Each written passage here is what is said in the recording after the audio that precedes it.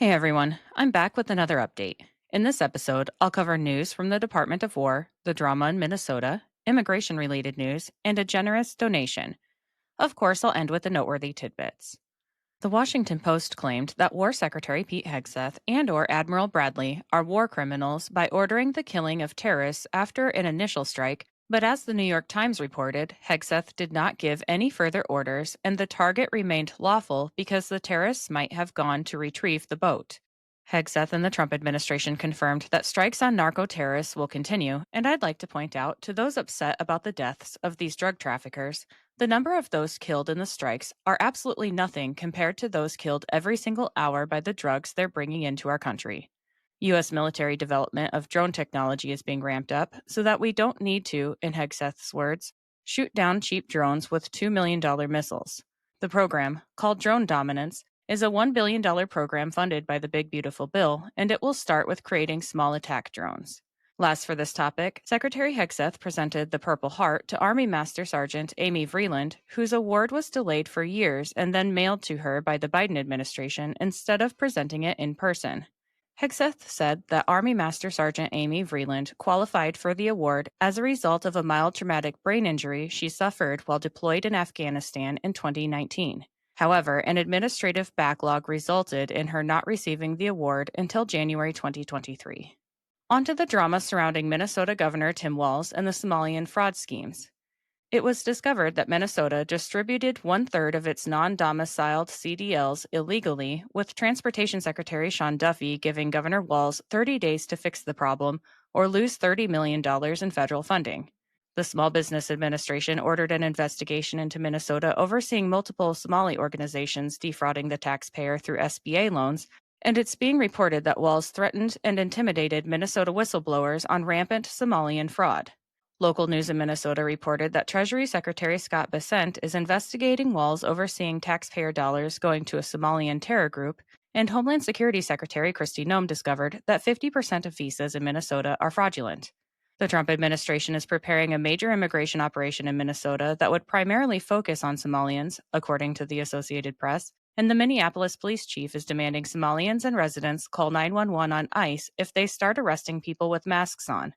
Assistant Attorney General Harmeet Dillon responded to this by pointing out that you will go to prison if you impede. Let's shift to immigration-related news. The Trump administration is cutting off federal dollars to states who hide SNAP benefits data to allow rampant fraud, and USDA Secretary Brooke Rollins confirmed a massive SNAP overhaul and fraud purge is happening right now. Illegal aliens, dead people, and double dippers are being removed. 21 states are going to lose their funding due to hiding SNAP data, and people must work or volunteer 80 hours per month to qualify for benefits. Rollins also confirmed that 800,000 people have been removed from the SNAP program already, with 186,000 of those people being dead and 500,000 receiving double benefits.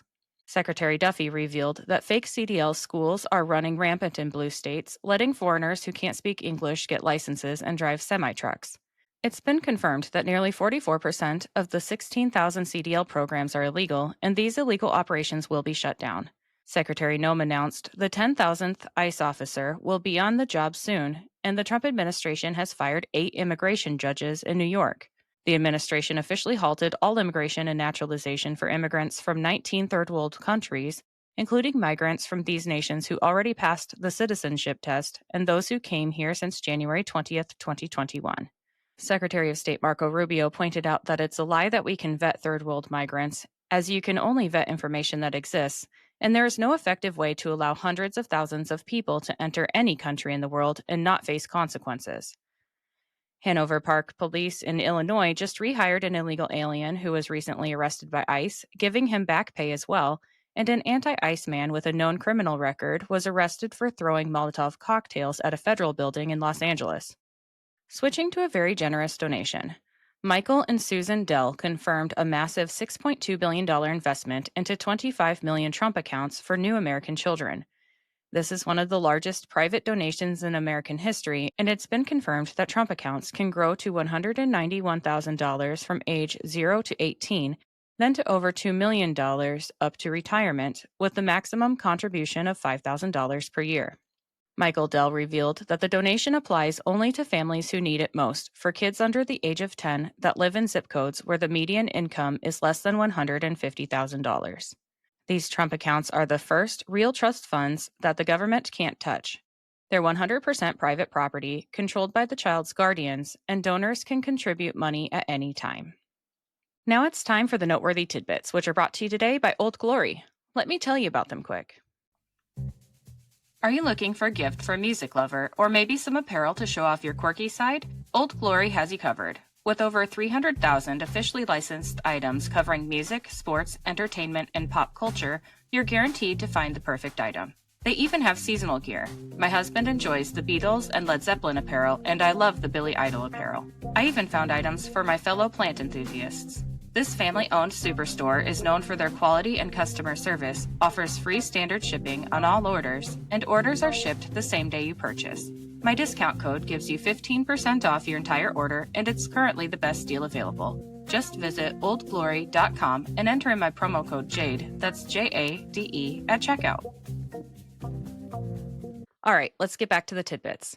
Trump endorsed Matt Van Epps won Tennessee's 7th Congressional District special election. President Trump declared that anything signed by the unauthorized auto pen within the Biden administration is null, void, and of no further force or effect. Trump also said that anyone receiving pardons, commutations, or any other legal document so signed, please be advised that said document has been fully and completely terminated and is of no legal effect.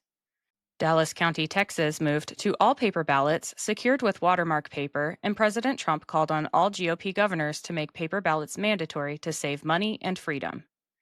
The New York Times claims President Trump is showing signs he's unfit for office due to lagging health, but the New York Post reported that, according to the White House logs, President Trump has been working up to 12 hours a day and averaging 50-hour work weeks, not counting weekends.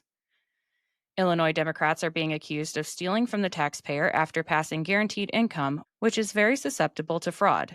This program is designed to send money to people who need it on top of any welfare program benefits people are already receiving. President Trump said he believes income tax will be abolished for most people because so much money is coming into the country from tariffs, and he said the tariff dividend checks are likely going out next year on top of record tax refunds. In other tariff-related news, Costco is suing the Trump administration, demanding tariff refunds. Special Envoy Steve Witkoff traveled to Moscow to negotiate with Russian President Putin in the hopes of finally ending the Russia-Ukraine conflict. President Trump revealed that the United States made $40 billion in 3 months with the deal he made with Intel.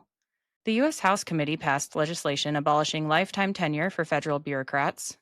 The federal government has officially charged the Afghan shooter for the murder of National Guard member Sarah Beckstrom, making him eligible for the death penalty if convicted. He pleaded not guilty from his hospital bed.